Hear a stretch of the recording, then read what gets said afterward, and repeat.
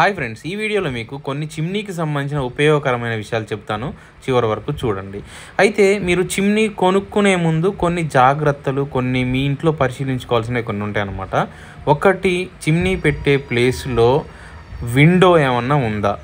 Window ఉంటే దాని మీద ఇన్సర్ట్ చేయడం కుదిరిద్దా లేదా? అంటే కొన్ని విండోస్ ఎలా ఉంటాయంటే, ఇప్పుడు 9 ఇంచుల గోడ ఉందనుకోండి, ఆ గోడకి అవుటర్ ఫేసింగ్తో విండో పెడతారు, లేదా కిచెన్కి ఇన్నర్ ఫేసింగ్తో విండో పెడతారు. అంటే ఏంటంటే కిచెన్ లోపల, ఇప్పుడు ఇక్కడ చూస్తున్న విండో ఉంది కదా, ఇది కిచెన్ లోపల నుంచి గోడకి 0 లెవెల్ అంటే ఈక్వల్గా పెట్టారు. సో ఇట్లా ఉంటే దీనిపైన చిమ్నీ పెట్టేసుకోవచ్చు, చెక్కలు ఏం కొట్టుకోవాల్సిన అవసరం లేదు, డైరెక్ట్ ఇన్సర్ట్ చేసేసుకోవచ్చు.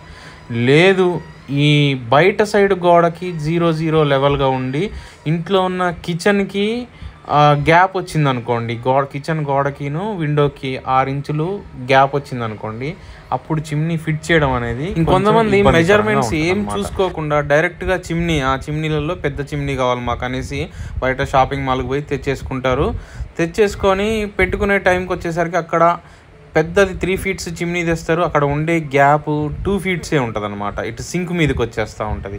నేను చాలా కేసెస్ అట్లా ఇన్స్టాలేషన్ పోయినప్పుడు అబ్జర్వ్ చేసిన.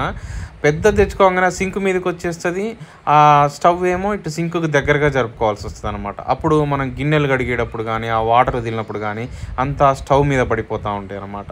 అట్లా కాకుండా మీరు ముందు మెజర్మెంట్ చేసుకోండి, ఆ ఏరియా ఎంత ఉంది, అక్కడ చిమ్నీ ఫిక్స్ చేస్తే ఏ సైజు చిమ్నీ ఫిక్స్ చేసుకోవచ్చు, మన స్టవ్ సైజ్ ఎంత, స్టవ్ సైజు కన్నా చిమ్నీ సైజు పెద్దగా ఉండేటట్టు చూసుకోవాలి.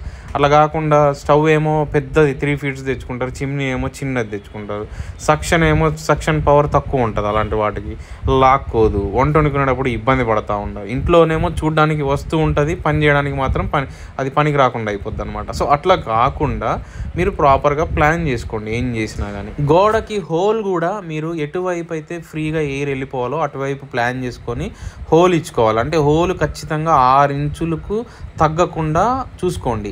ఎందుకంటే ఇప్పుడున్న చిమ్నీలన్నీ 6 ఇంచులు 5.5 ఇంచులు పైపులు ఉంటాయి కాబట్టి ఖచ్చితంగా 6 ఇంచుల హోల్ ఉండేటట్టు చూసుకోండి.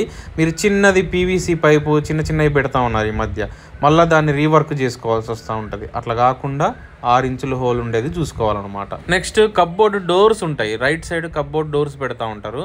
ఆ డోరు ఓపెన్ అయ్యేటట్లు క్లోజ్ అయ్యేటట్టు ఉండదు. ఇక చిమ్నీ పెడితే ఆ ఒక డోర్ మొత్తం డమ్మీ చేయాల్సి వస్తుంది.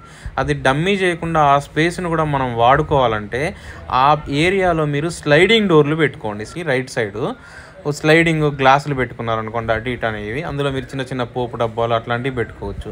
అట్లా కాకుండా మీరు డోర్లే పెట్టుకుంటే మాత్రం అది తీయడానికి పెట్టడానికి ఇబ్బందికరంగా ఉంటుంది. ఒకవేళ బై మిస్టేక్లో గట్టిగా లాగితే చిమ్నీ గ్లాసుకు తగిలి గ్లాస్ పగిలి. ఇంకోటి, 10,000కు లోపు చిమ్నీలు మీకు దొరుకుతున్నాయంటే మీరు కొన్ని విషయాలు గమనించాలి. వాడు వాడుతున్న మెటీరియల్ ఎటువంటిది, తుప్పు వచ్చే మెటీరియల్ వస్తుందండి ఈ మధ్య.